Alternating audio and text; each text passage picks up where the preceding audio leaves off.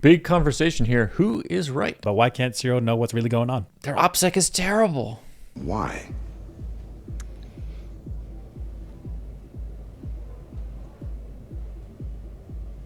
It's a book. Today we're watching Andor Season 2, Episode 6. What happened? Cassian and Luthen score off regarding Bix's return to surface. Okay. And Cinta and Vel reconnect in that bourgeois bakery. Look at that thing. Mm-hmm. They're underground rebels and they have underground sex. Oh, yep. Claire recruits Lonnie to retrieve the transceiver from Skulden's party. And they do it. They read the book. Oh, yeah. Yep. And the rebel heist succeeds. The weapons are acquired. Mm-hmm. At the end of the episode, Bix kills Professor Gorst. Oh, he's a professor. What did you think about the episode? Damn. Oh, yeah, I upgraded him. He's not just doctor's professor now. What did you think about the episode? This episode, I give a 6 out of 10. All this 3-episode dump for me, all 6 out of 10s. They're great episodes of TV. It's great atmosphere, great storylines. But overall, to me, they're solid TV, but I didn't feel anything special. That's why they're 6 out of 10s for me. Great TV, but a good TV, but not great TV. So, like always, great acting, great production values, great atmosphere. I like the storylines. I like the scene between Andor and Luthen at the beginning. That had me engaged. And I really like the events and where it's going and everything. I just didn't, I'm not feeling into it as much as I have in the past. I don't know why. It doesn't capture you. Yeah. I don't know why. I feel like it should, but I'm not quite there. I don't know why. Some things that I noticed, like the Gorman heist, felt a little rehashy from the season 1 on Aldhani. A little bit. Oh, yeah. Cutting between the heist and the listening device scene distracted me. Like I wanted to, let's get one done, and then we'll do the other one. It kind of took me out of it as I was like swapping between them. Cinta seemed to have some big personality shift. Like she was a stone cold killer, at least in my head. And now she's like a soft lover of Vel. Like I was like, what? I was a little bit mad at Vel for getting mad at the boy, young man, for unintentionally killing Cinta. I felt like that was shooting the rebellion in the foot. And at the end, I thought Andor and Bix were selfish, putting the rebellion at risk for some emotional closure for Bix. So for me, great TV, a good TV, but not great TV, 6 out of 10. What did you think? I guess 8 out of 10. These 3 episodes, 4, 5, 6, have been super fun for me. So in particular, the pros, the universe feels rich and lived in. Like Coruscant and Gorman feel like plausible places. They don't feel like quickly strewn together backgrounds. Feels like I'm really living in the Star Wars universe. Gorman versus the Rebels versus Cyril, and Cyril versus Dedra and Partagaz. This dynamic of spy tactics back and forth, and people don't know what information is real, what's going on, and people have to pass things around. Super fun. Additionally, the Rebels bungled their heist, their extraction, and I like that. I like that because it's not just the Rebels. We're the good guys. We win everything. Like, no. These guys were set up as unprepared, unprofessional. They make mistakes. And that feels realistic. Feels very honest, feels very realistic. The cons about this is that the Rebels bungled their activities. So first one is that random old lady who happens to be walking around at night with her groceries. She distracts a team member. Yeah, I get it. Yeah, there will be some people that are unaccounted for wandering around at night. But then to lose a team member that's not dedicated to handling the outside people, that feels poorly organized. So you just have your core mission people. You have people that float around the outside that'll handle random people that show up. Also, the Patriot guy, the guy that spoke at the town hall meeting, he gets hot-headed, and the rebel guy can't. The guy with the young man with the gun that kills Cinta, he can't handle him. Like just tell him hey, we're on the same side. We're doing some rebel. Like please let us do this. Like just chill out. We'll talk to you tomorrow. Like that's all I would have taken.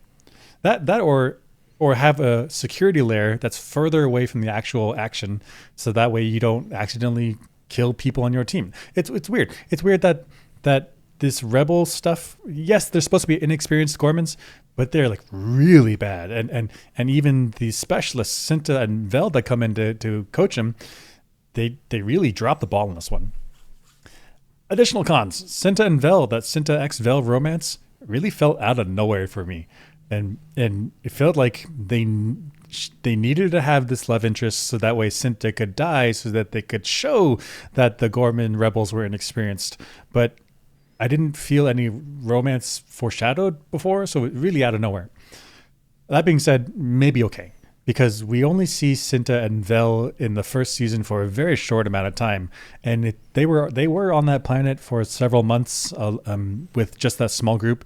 So maybe something happened and we just didn't see it, but also it also felt out of nowhere. But okay, possible, maybe, sure. Overall, very exciting, well balanced between wins and losses, and so I'm ready for next week. Okay. Andor's looking great. Let's talk about it. Let's get into it. This is the beginning conversation between Cassian and Luthen. Big conversation here. Who is right, do you think? In a place where they know nothing about fighting, they'll be crushed. They're finally wanting to do something. You tell them to be careful. Doesn't matter to you, does it? Doesn't matter. Gorman in play. A new front line against the Empire? You're thinking small. You're thinking like a thief. Think like a leader. I'm thinking like a soldier. Think about a planet like Gorman in rebellion. A planet of wealth and status. If it goes up in flames, It will burn very brightly. In a place... So I was on Luthen's side here. So Luthen is saying the Gormans are willing to rebel. We got to embrace it. And as a leader, if I want to win this rebellion, I want to win this war that's upcoming, I can't save everybody's life. I got to put people in danger. I got to take chances. So if I'm a leader, I got to play my pieces, put them on the board, and they could get killed or captured or worse. If I try to keep everybody safe, I won't get anywhere. And Cassian is saying, you don't care. But it's like, of course he cares. It's just you're not going to get anywhere if you don't go for the W. You got to go for the W. That's my opinion. Right. So corporate leadership versus military leadership are very different because of the danger that you put people in, right? And so Luthen is thinking like a military leader. Like, you can't have all your units, you can't have all your people, your assets at base where they're safe and protected, because otherwise you won't gain territory, you won't gain position, I guess. And then also the enemy forces are running around doing whatever they want. So I think Luthen is right. Like, you have to put people in play. I think Cassian is maybe right.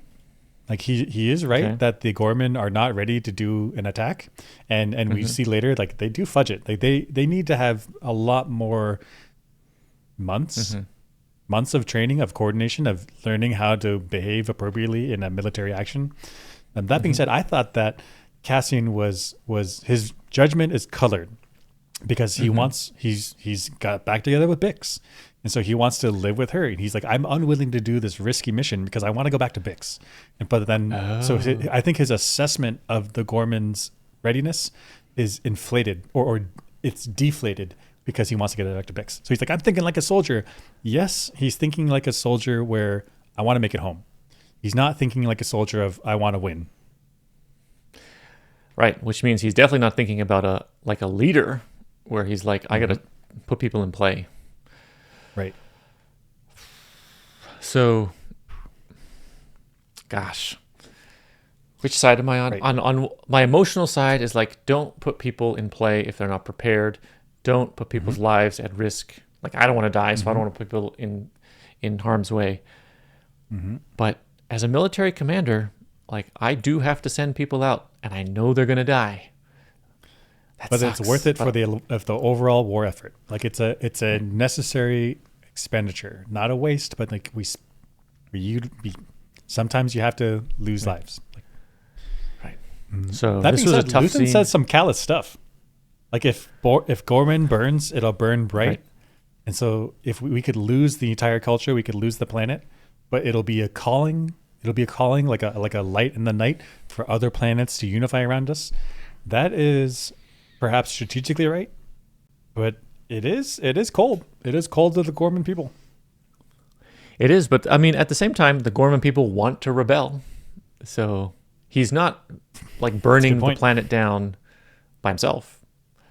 Right. So So I guess the question is, do they know that there are forces at hand that are higher than them? Yes, they do know. They do know Yeah. that Luthen is. They're talking to Luthen. Do they know that Luthen's willing to let them die for the greater cause?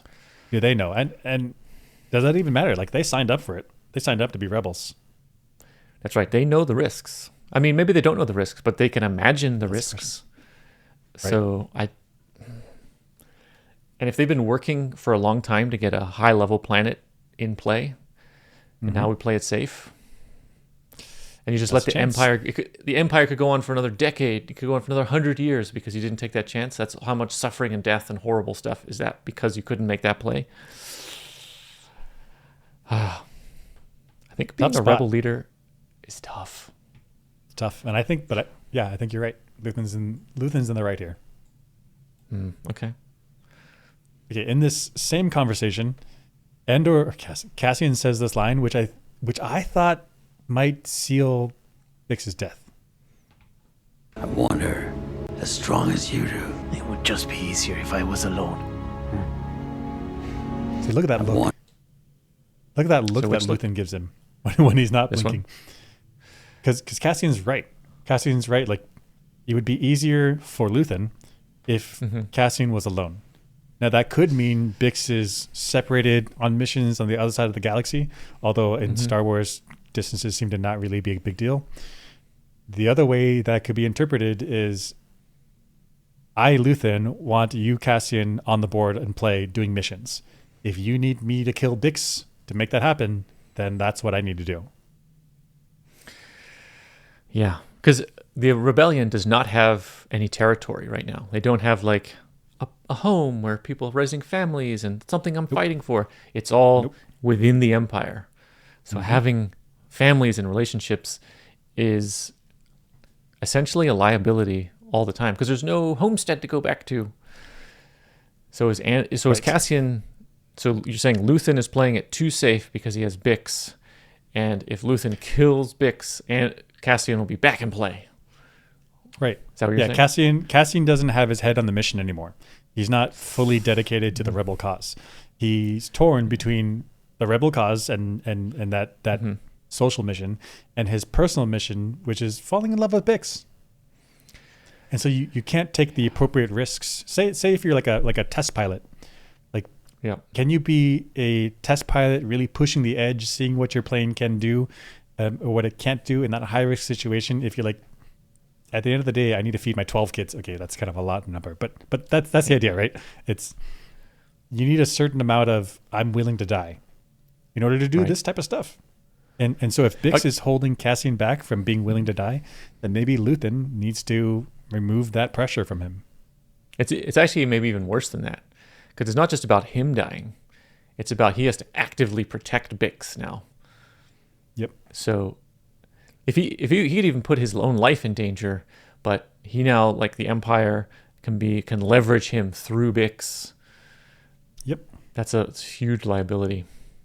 Heck, even if they So go on you missions together, and so Cassian's there to protect Bix, but he's always kind of halfway dedicated to his mission, halfway keeping an eye on Bix, that's an ineffective soldier. So you're saying this look here is Luthen being like, fuck, Oh, boy. I gotta kill Like, Bix. you- Another atrocity I have to do to get the rebellion going. This sucks. Yeah, and see he it. didn't I see want it. to kill Bix, but Andor threw it out, or Cassian threw it out there. I see it. I see it.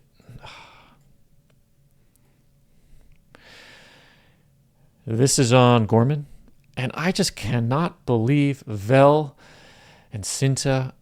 Their OPSEC is terrible. The gear. The kid took it. Do you know where it's going? It's not far. Thought we should meet first. I was told they don't know what they're doing. That's why we're not doing much. Fast, it's simple. You've brought the fuses. More than enough. We get a look at it tonight. And the crew. Whole thing. If we don't like it, we walk. I told Luthen that I would only take this assignment if you were on it. You're the only reason I'm here. Okay, a couple things. First thing is they're in a cafe in the Wait, town square. Go ahead. Zero thing. What is OPSEC? OPSEC is operational security. If I want to keep, if I'm a spy or military operations, I don't want when I'm talking to somebody, I don't want the enemy listening in, because then they can anticipate our plans and do countermeasures. So if I'm speaking about an operation out in the open, then the enemy could be listening in with a person nearby or with a microphone one of those parabolic microphones far away. So it's got to be secret coded or in a secure place only. Secure place only, like a safe house or some sort of secure room like you planned it out.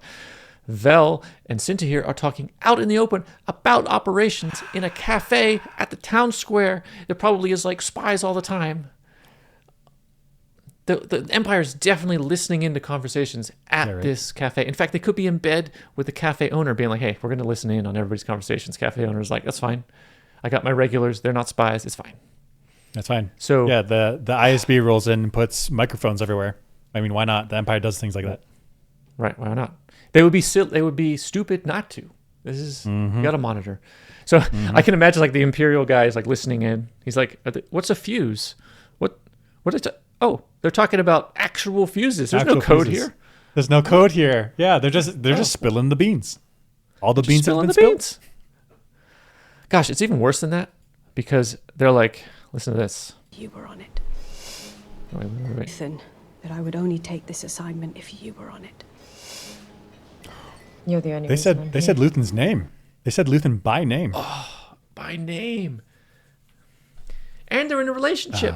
They're like, I will only take this assignment if you're on it. What? How can we keep a level head in the assignment, this dangerous assignment where the stakes are as high as they could be, with my lover on the mission? This is crazy. Romantic partners should never be on the same mission. You just can't keep your head straight. Can't keep your head straight. Chance. And that's exactly what happens. Vel loses it. Right. Like in fact, now I'm thinking about it, you said control. Yeah. Now you say it. They said Luthen's name by name. Yep. The Empire, Luthen may not even be on the Empire's radar at this point. He is now. Because he's in such a good disguise. And I'm like, who the hell is Luthen? Who's this Luthen character? They start, looking him up, and now his cover's blown. I mean, gosh, Vel, they have the clue Cinta. right there. It's Vel. You see Vel, and anytime she gets referenced with a Luthen, well, it's that Luthen. Right. Which exposes Mon Mothma. That's right. Who's a senator. They need to be in a secure rebel place or use codes or something. Or they're like prepared beforehand and they don't really have much conversation when they're on Gorman. Something. Got to do something. Or heck, just this is terrible. go to the beach, go to a waterfall, super noisy. And it's like, oh, we're just two old girlfriends from college. We're hanging out on Gorman. We want to see these spiders. But instead, they're like in the middle of the town. Like it was just two random people from different planets, like having a meeting talking about fuses. Like, what is this? What is this terrorism? It's, you know what it is? It's terrible OPSEC. Terrible OPSEC. In the ISB, Partagaz and Dedra are talking about why Cyril can't know what's really going on. But why can't Cyril know what's really going on? You walk a very narrow path. Cyril must never know what this is all really about. I remind myself constantly, sir. You walk. So Cyril is working for Dedra in an unofficial way, like he's not a part of the ISB officially. And then Partagaz says that Cyril can never know what's really going on. And so I guess two questions. What is really going on? And then second question is, why can't Cyril know that? Yeah, okay. So my head initially jumped to Dedra's in a fake relationship with Cyril to manipulate him to do things. But is that right? I mean, okay, maybe, because if it's in a fake relationship and Cyril finds out that it's a fake relationship, then he might. I mean, that cuts you deep. That's some betrayal stuff, and that could make Cyril swing to the other side, to the rebel side. Maybe, I don't know, because Cyril's personality is very. He's like lawful good. He really is trying to do the right thing and what is just. He's not necessarily Empire aligned. But he's aligned with like in the first season he's aligned with the corporation, not the Empire. He's aligned with whatever the central governing body that is like laying out what is right, what's wrong. He's aligned with what's right and wrong. Okay. So do you think go ahead. So do you think if the subterfuge of what they were doing was known to him, he would turn on the Empire because it goes against his principles of order? That's exactly what I think. Okay. So he's down on Gorman right now, thinking that he's suppressing. He's learning and infiltrating about the rebels, so that way he can feed that information about the bad things that the rebels are doing. He can feed it up to the Empire, so that the Empire can restore order. But what is really going on is that the ISB wants the calcite from inside the planet Gorman. They want that for the Death Star, and so they're stirring up some. They're stirring up inside of Gorman, so that way they can be the saviors, come in with authority and set the rule of law. And so if Cyril finds out that what the big picture is, what's really going on behind the scenes is the ISB pulling strings to make problems, then that subterfuge could be misaligned with Cyril's very strong moral code. He might say, like, I was tricked. I was on the wrong side. The ISB guys, they tricked me. I'm opposite. I'm swapping. You guys are the bad guys. I'm going to the rebel side. Oh. So you're saying we might see this. This might happen in the rest of the season. So Cyril wants to bring order to the galaxy, and he thinks the Empire is bringing order. When he learns that the Empire is doing some sneaky shit to get calcite and do some atrocities, he's going to be pissed, and he's going to switch sides? I think so. Oh my gosh. Maybe, right? I could see it. Because is he an Empire guy or is he an Order guy? I think he was sick of the chaos. Lawful good. Exactly. So he was sick of the chaos of the Republic, and he wants order. And the Empire, he's like, I believe in it. And that viewpoint could be shattered. Yep. If he finds out the dirty games that they're actually playing. Could be. And then additionally, there'll be a betrayal by Deirdre, who I think he actually loves at this point. Right. I think he actually likes her. Right. Yeah. And I think she actually likes him too. I think that might be true. I don't think she's just doing the espionage, playing the game. Like, I think she actually likes him. It may have started that way, but I think she actually may like him now. Yeah. Right. Interesting. We'll see. Will it pan out? See what happens. Will our call pan out? Cyril will join the rebellion. So Mon Mothma's at this party, and there's a bunch of different aliens. And so how do they handle drinks? Isn't there some liquids that would be poisonous to some people? Isn't that dangerous? Have you spoken to the children since they've been back? We must. We must, absolutely, when the festivities are over. Thank you. A mojito? Space mojito? Have you spoken to the children? I don't think it was special ordered. You know, like when you go to events and people are walking around with glasses of champagne, you just take the champagne, right? It's not like you requested it specifically. And so my question is, how do they handle drinks here? It's that they got a bunch of different species, a bunch of different aliens. And so what are the chances that everyone drinks the same drink, right? One for like flavor profiles. Other one is just toxicity. Like what might make humans drunk and have fun could be lethal. Could be lethal to someone else. I mean, heck, even alcohol for humans, you drink enough of it, you die. Right? So it's like it's about getting that right balance of not dying and not being not fun. So like there's your buzz zone. And so how do they handle drinks? So you're saying at this party scene here, we've got there's an alien here, human, another alien. I mean, Twi'leks. Yep. Or just it's not alien and human. It's just a whole bunch of different species in one location. And how do they handle drinks? So there's the poison aspect, and then there's effectiveness aspect. So my first guess would be maybe they mark the drinks somehow, like shapes of glasses are different species. So I can have the square glasses and not the round glasses or something. Racist, but okay, yeah, continue. Or color code them by the people, the aliens, the different species there. Wait, the blue guy gets a blue racist? cup. The skinny tall blue guy gets the skinny tall glass. The short square round people, they get short square round cups. Just racist. Just racist. Just racist. I mean, it has to be because it's poisonous or something for one and not poisonous for the other. They're like racist. Well, I won't mark the cups then, so you can't have anything.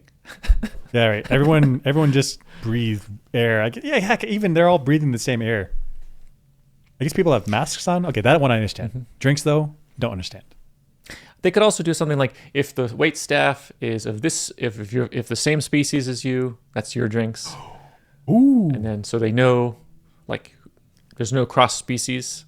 Oh, Right. but that might not work because if I there's only like, trust drinks given to me by another human. That's what we said here. that would also be super inefficient because if there was like 5 species that can drink the one drink, now I have to keep track like which species are good with that drink. It's my and not with that drink. subcategories. Yeah. Or if you have one species, like a single person from that species, you have to hire one waiter for that one guy. Like, what is this? That's waste. Yeah, that's not going to work. Yeah, I don't know. They must. I wonder how Okay. Or maybe they've done a full survey of the aliens of all the species in the galaxy, and they've chosen only the drinks that are compatible with everybody. Yeah, it's like Kool-Aid or something, and everyone has to pretend to be Right. drunk, but it's like the one that doesnn't kill everyone. So like, all right, fine. It gives one other Yes, species if- like terrible gas, but it's like, oh, that's the trade-off. That's the Okay, trade-off. well, That's the trade-off of living in a society. I get gas when I party. All right, I'll do that. I'll do that so my Well, you fellow just- friends don't die. It's a willing sacrifice just- I'll do.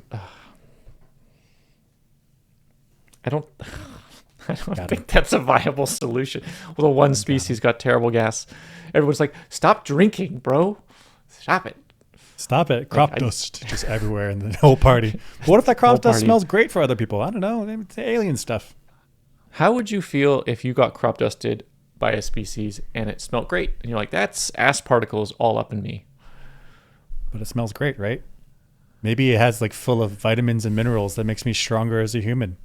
Maybe it has some type of psychedelic effect that cures me of whatever my emotional problems from my childhood.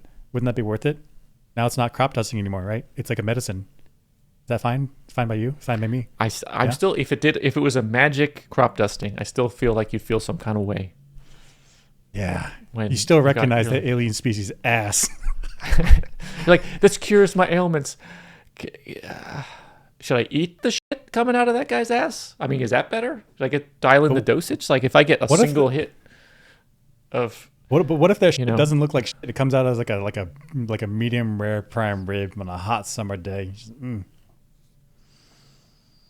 Maybe it's a little bit of cornbread. No, we're not doing ribs. We're not doing prime rib anymore. We're doing some beef ribs. well, we should Maybe just, some brisket with you cornbread.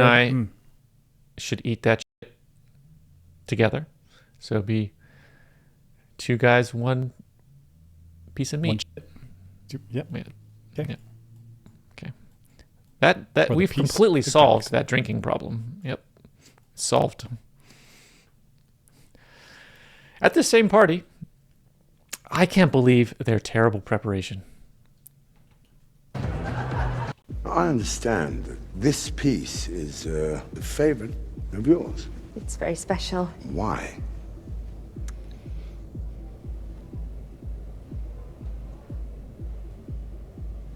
It's a book.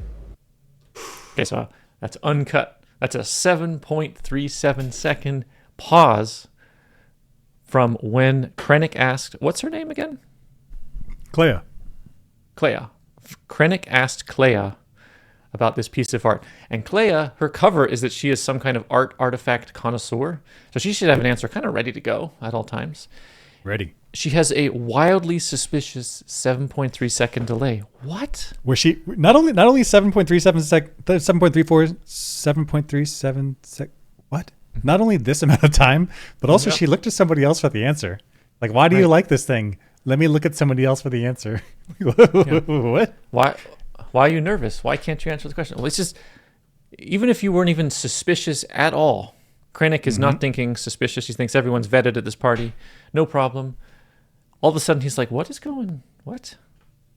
And now cover's blown. Like, this is terrible preparation.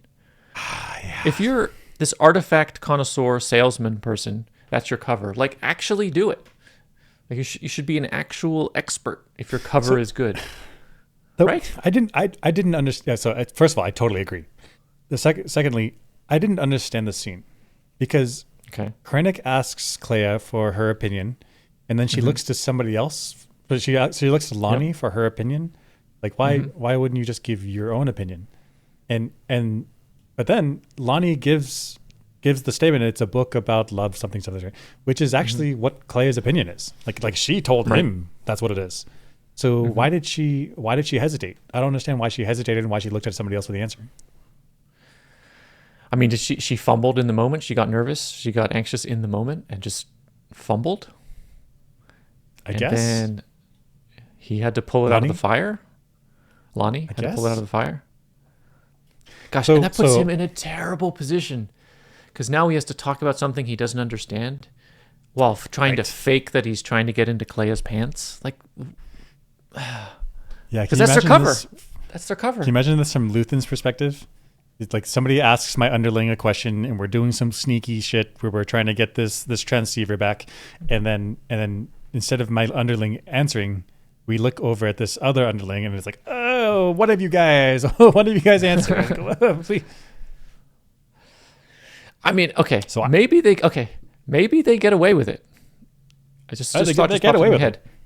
Krennic is suspicious a little bit, and then because they act all weird, knowing that Lonnie is married, they look at each other, and Krennic, instead of saying like, "Oh, they're spies," he's like, "Oh, they're trying to hook up on the down low. Like they don't want anyone." That's why they're nervous. That's okay. Go get it. And so, you two go so they're like it. looking at each other because like, oh, how do we answer this? Like, we were just over there flirting. Yeah. I wasn't really paying attention. I see it. And so Krennic views it through the lens of what's in front of him, and it totally goes over his head. Yeah, they're both kind of good looking. They're trying to hook up. I mean, trying to pork. That's why they're nervous. That makes a lot of sense. This is nothing nefarious going on here. Does that mean they got super lucky? They got so lucky. So smooth. They did it on purpose.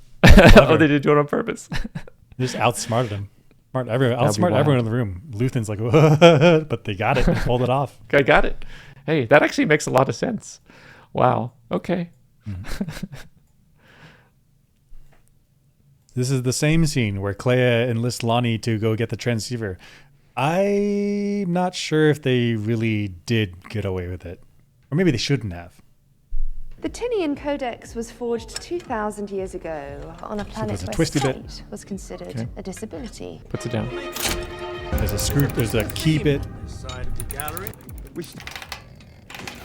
Stuck. Really tough. Bleedy. There's maybe blood on the ground. What fun. You're welcome. She extracts it and hands it off to Luthen. What's the problem? She got it. Let's go look at the pictures. Okay, so I took pictures. So first, her hand is at this angle, and then and she's reaching underneath on this support structure type thing. Then she does some twist with her wrist. So this is twisty stuff here. Yep. Yep. So a clearly different angle, which means she's doing some lefty loosey stuff. So it looks like it should be something threaded, like a thread, like a screw thread. Yep. Okay. Okay. And then this is the next angle where she puts the key in. Can we zoom way in there? Yep. No threads. So you're looking here. You would expect to see like one or two threads deep.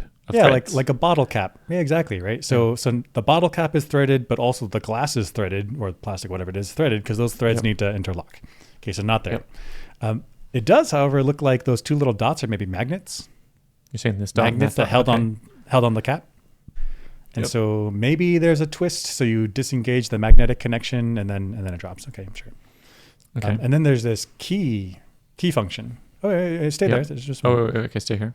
So there's this key function that you insert into this cylinder and twist, and then it unlocks it, right?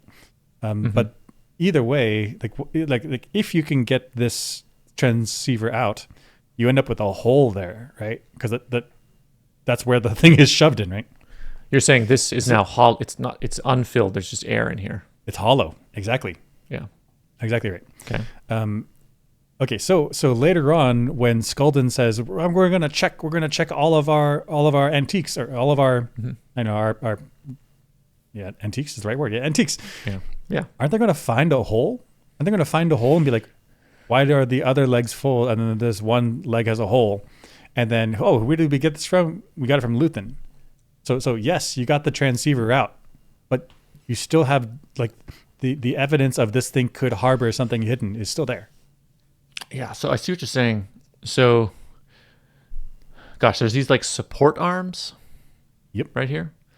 And you're saying that if they do this check of all the artifacts that are in their showroom, they're going to casually look at this thing, and if it's not exactly the same, they're going to be like, what's going on with the support here? It looks funny. Right. If that the one leg that she's holding on to, if it's not exactly the same as the one that's closer to the camera from us, then if they're not exactly the same, it's like, why is there one special pocket? Like if I get a bag of baseballs and one of them extra light and has a zipper on the side, it's like, why is this one able to hold stuff inside? What is this? Yeah, so you're saying, okay, so like this one, for example, it better be hollow inside with no threading and magnetic adhesion to hold it up. So, and then the cap better come off with a twisty motion. And so this is exactly the same as this without the listening device inside. And therefore, if they inspect all of the supports, it's all the same. Right. And there needs to be some functional design engineering for why that magnetic cap is there. Otherwise, it looks like a place where you could just hide drugs. Or I guess a transceiver. Listening device, yeah.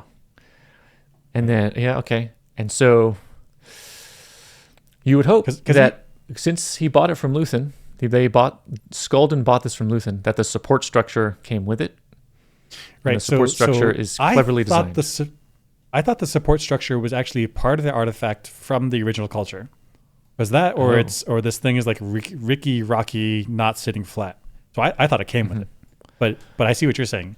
It could be that the from the original culture, the artifact is just the rock, and then the support structure is something that Luthen made possible. Yeah. That was my interpretation. So assuming they're not lazy with how they implanted this, and everything passes muster, then we're okay, I think. Right. But it's suspicious. It's just, why is there this random hole? So you could fit something in here. Like, hey, Luthen, I know I got this from you. What is the deal with this? And then Clea bleeds. Clea bleeds, but then also doesn't draw attention to anyone. So then, why is there random drops of blood underneath this one artifact in the room? Like, what happened here? Right. There could be some blood smeared on this that she wasn't able to clean up, and drips and drops on the floor. She wasn't able to clean that up. So did she get away with it? I don't know. We don't and look, one more picture to the left. Yeah. Look at the size of this thing. Oh yeah. Like, it's not a little tiny microchip. Like, it's chunky. That means that hole that's in the support structure is chunky. Like, it's chunky. Yeah. What if they do like an X-ray scan or some other I don't know, test to see if something hollow. You have a random empty chamber. Well, I mean, okay. So if it depends on what's in here, right? In these other supports. If these are all empty, maybe it's normal. Then we're cool. Yeah. Maybe it's normal. That all depends on whether explainable. Yeah. But also, they may be able to get away with it because Skulden isn't looking necessarily for listening devices. He was just reappraising all of his artifacts, right? That was the motivation for going through. So he's not like looking for listening devices around the artifacts. So maybe if it's a little bit lazy, they'll be okay. Or even if it's not necessarily lazy, but it's just you're not looking for the right thing. You know, like if you're not looking for a hole that could be for a transceiver, you might find a hole and be like, engineering thing, structural thing, saving weight, saving costs. I don't know. Sure, whatever. You could gloss over it. My real goal here is to reappraise this thing. I don't care about the support. Why would I care? Right. Like, so it doesn't catch your curiosity. Then you're like, okay, fine, whatever. And so maybe Luthen and Clea have some leeway with that as well. Yeah, possible. Spy game is so challenging. These like little details matter so much. Crazy. Vel shaming the Gorman youngster, I don't know, rubbed me the wrong way. Are you crying? Look at me. Look at me. There's no place to hide. Look at me. This is on you now. You're taking her with you wherever you go for the rest of your useless life. She was a warrior. She was a blooded, fearless warrior whose loss will be mourned in ways that you will never understand. She was a miracle. Die like this because of you. Some whining, dimpering, foolish child. Don't you dare cry. Like if I'm that young guy, I'm like, I just put my life on the line. Yeah, I made a mistake. Cinta died. This fucking sucks. But I don't need this. You're calling me whimpering and a piece of shit and like weak. Like, fuck you. Like, I'm not going to get out of here. Like, I know I feel terrible about your person dying, but I don't need this. Like, it's true. Vel is like shooting the rebellion in the foot. I mean, I think a soldier could have that response even if they didn't accidentally kill someone on the same team. Like, even if they didn't kill someone on the other side, it's like, it's a tense situation. I could have died tonight. Like, crying could be a normal response. Could be a normal response. So why does Vel come at him with a, like, you're sniveling, you're weak. Like, what is this? Yeah, so if that's the leadership that I encounter in the rebellion, I might not want to be in the rebellion anymore. And now he's seen all the Gorman rebels' faces. He could out them to the Empire. This is why Vel and Cinta should not have worked together, because they should have been two soldiers, and and Vel could now, like, give him a dressing down. Like, I told you not to bring guns. There's a reason. Got somebody killed. Got to keep focused. Like, listen to people. Instead, because Vel loves Cinta, it is now personal, and now she's going to like make this guy feel so terrible. He's like, I don't want to do this anymore, and like other people watching are demoralized. Like, and even the way that she tears him down is very personal to her. She says that she said that that Cinta will be mourned in ways that you cannot possibly imagine, something like that. But she should have attacked him in saying that Cinta is more valuable to the rebellion than you, and you killed her. Like that should be the harder hit. Right. And she's more valuable to the rebellion than you. Let's make sure her death isn't in vain. I need you to be on the ball coming forward. Like, let's do this. Like, okay, punish, cynical, punish, but and then build. Because people die in war. This is not fun and games. I was mad at Vel. Cinta signed up for it. Cinta signed up. She's not a weakling. She signed up for it. Yep. I didn't. And I was mad. Gosh, if the report ever gets back to Luthen that after Cinta died, Vel broke down. Like, she was no longer giving orders anymore. It was the woman that's the Gorman rebel. She was like, we have to get out of here, and she started organizing the people. So that's a pretty clear sign for Luthen. No more couples. Like, if I start seeing people getting coupled, you guys are just separate teams forever. Forever, yeah. Makes so much sense. Gosh, I was mad at Vel. Then in contrast, I thought Bix was selfish. Bix and Cassian were selfish.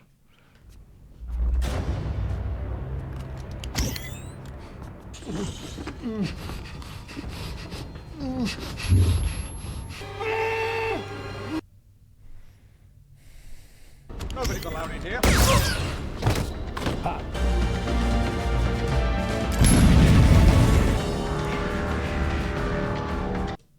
Why is it selfish? What do you mean?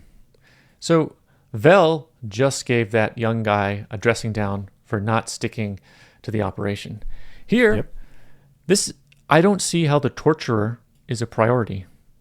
The torturer is a torturer. Yeah, he sucks. He deserves to die because he tortures people, for sure.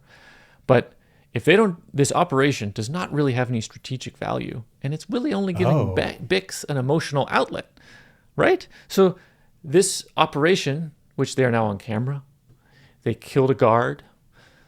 They put themselves in harm's way. Both Cassian and Bix, their faces there. That could lead all the way to Luthen and Mon Mothma. For what? An interrogator? This is so selfish.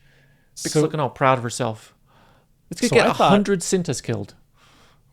That's a good point. So I thought Luthen sent them to do this. Because So when you say that they're acting like on their own, I thought that Luthen sent them to this, but I see what you're saying, that the torturer guy, like, he's not that big of a problem. Like, yes, he if they're rebels, he's going to capture them and interrogate them and try to get information out of them. But I feel like Luthen, who's pretty brutal, I guess. Hard-nosed. He would say, "Don't get caught," or if you get caught, you're a part of it, and then he would just compartmentalize people's information. which Right. which is leading me to think that you are right, that this was not a mission that was sanctioned by Luthen. This is them. This is Bix and Cassian getting the emotional recovery for Bix to say that she's ready to fight again. But actually, this is rogue stuff. This is them doing things on their own. That's right. And it's such a risk that it's not even worth it, in my opinion. Because they kill the interrogator, they kill his team, okay, with a big bomb. Is the Empire going to be like, well, we don't need any interrogators anymore? Guess that's that. Or are they going to stand up a new team? In fact, they might double down because clearly it's something scary to the rebels. So if it's something scary to the rebels, then we should double down and get it twice. That's right. Let's make sure our interrogators are secure, and let's double down because it's obviously creating fear. Let's do this. So this could be maybe it even was the wrong counterproductive. time to strike at Dr. Gorse. Luthen could have attacked him later, but now whoever's Dr. Gorse number 2 is going to have high security. That's right. They could have tracked him, and now they can't track him. There's so many reasons, I think, why this is really bad. Because what's the value? This guy is nobody. Right. He doesn't have like strategic influence. He's just one torture bro. Torture guy. He's not a soldier. He's not a commander. He's nothing. He's nothing. Although I will say that early in the episode in ISB, they say that the head Empire people were like, oh, Dr. Gorse, he's doing some good stuff. Let's give him a whole facility. So he is like a growing department. Mm-hmm. But still, it's not worth it. It's not worth risking Cassian and Bix to kill this one dude. Especially because they could be traced back to Luthen, and then now like the architect of the rebellion is in trouble. That's right. Good. And here, there's going to be cameras. Like they're going to track this person. Although, is that a Hitler salute? Maybe it's. Oh no, that's a hand up. That's a hand up. Please stop. Okay. Yeah. He's fine then. So I felt this was selfish. It wasn't like Bix. You got to get your head in the game. Like, this is rebellion. It's not fun and games. I know you want emotional closure, but you're not going to get it if you want the W. That's right. So, you're a soldier, not a, what's it called? Vigilante. Right. Exactly. Cool. That was it. Season 2, episode 6, Andor. See you next time. See you guys next for the next episode. Dump. Dump.